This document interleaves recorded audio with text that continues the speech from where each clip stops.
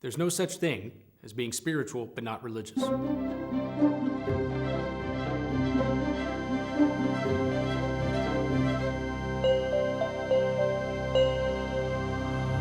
Many people claim to be spiritual but not religious.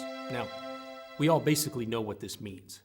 A person might believe in the existence of a God, but still see no need to subscribe to a formal system of beliefs about this God, participate in any formalized or communal ritual, or conform to an external code of conduct handed down from tradition. Now, to a degree, this makes sense. Why can't someone be spiritual but not religious?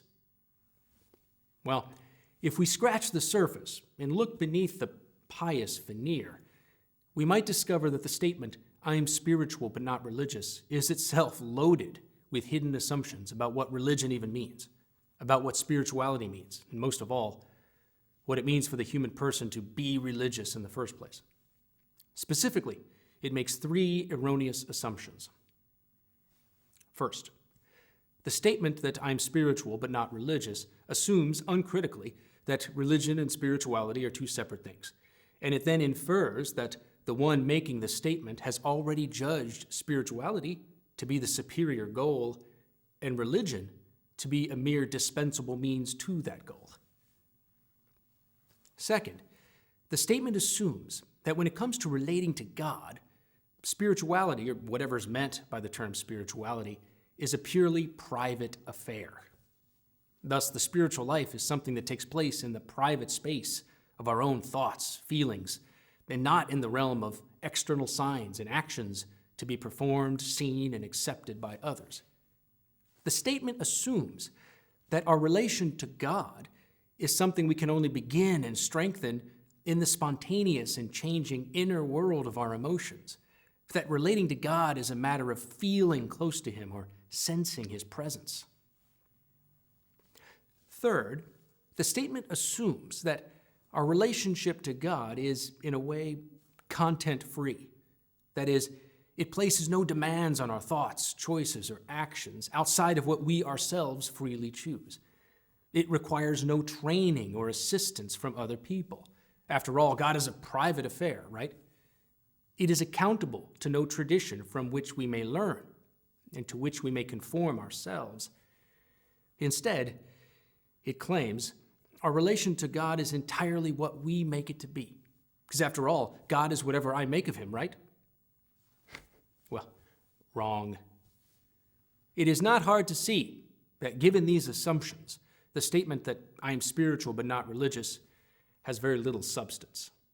Instead of ordering one's life to the God who created him, to be spiritual and not religious is rather an escape from the real God and a retreat into mere feelings about what we want God to be.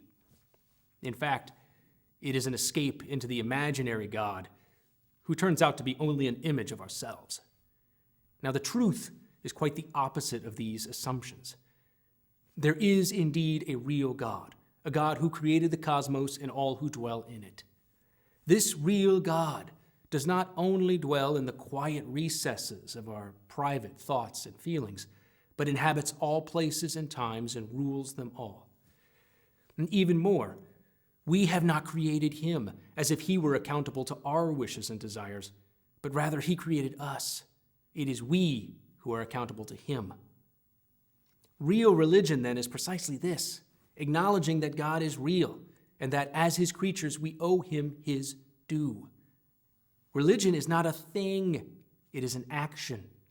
It is not something we are, it is something we do. Religion consists in human beings, in a sense, giving God His due, that is, offering to Him that which we owe Him, whether our prayer, service, or time. As a result, religion is not an option for a human being. It is not merely one activity that some may choose, if they please, and others may avoid. Instead, religion is a fundamental duty of all human persons. Religion is the primary expression of the most fundamental reality of who we are as human beings. That is, creatures of God, created in His image and likeness, and destined for eternal happiness with Him. There is then no separation between being religious and being spiritual. To be religious is to be spiritual, Acts of religion performed with prayer and devotion form the very content or scaffolding of our spiritual lives. Now, this is why virtually all cultures in all times of human history have practiced some type of religion, and indeed had religious practice at the center of their societies. Wherever human culture exists, religion exists.